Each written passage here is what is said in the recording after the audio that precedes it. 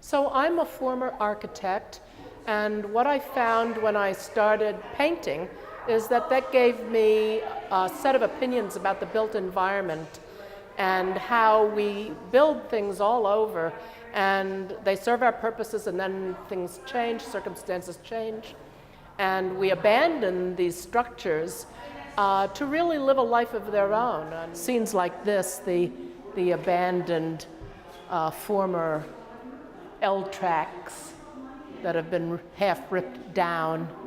Plants are growing on them, they're crumbling, the paint is peeling.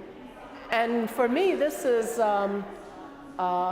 expresses a Japanese aesthetic called sabi, where sabi is the beauty inherent in the old, the dilapidated, peeling paint, a barn with paint peeling off of it, or in my case, crumbling concrete, or here's a good example right here, and the paint that's scaling off of rusted overpasses.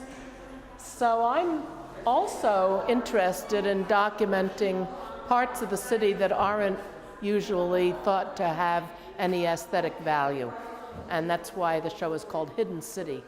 These things are usually hidden from our consciousness. We flash by them in our cars. We don't pay them any attention because they're not beautiful in the traditional sense. So I like to document the beauty that I find in the old, the forgotten, the unused, things that have outlived their original purpose, and have found, I think, a totally new type of charm.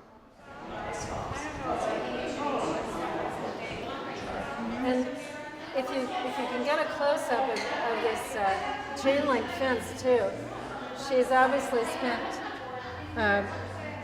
some kind of time getting the texture of the chain link in this very abandoned industrial site, which most people would drive right by and say, well, that's certainly not painting material. Well, that's from the back of the yards. So, yeah, back of the yards. So there were gold black stores all over the city, and each one needed its water tower, but that's the only one that survives, so far as I know.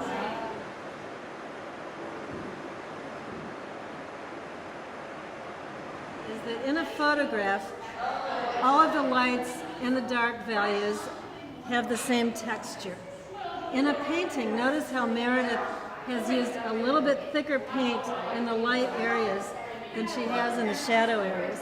And that's what gives the painting the three-dimensional quality that it has. It has a person in it. It does. Unlike a lot of my stuff. I was just saying. And looking at the cell phone, right? Right, exactly. Yes, exactly. I love it. This kind of urban sparseness has a cool factor when it's translated into paint on canvas. Mm-hmm. It has an appeal. It makes you, as I said before, see the city in a different way. Oh, okay. I thought you were waiting for her, maybe. Okay, bye.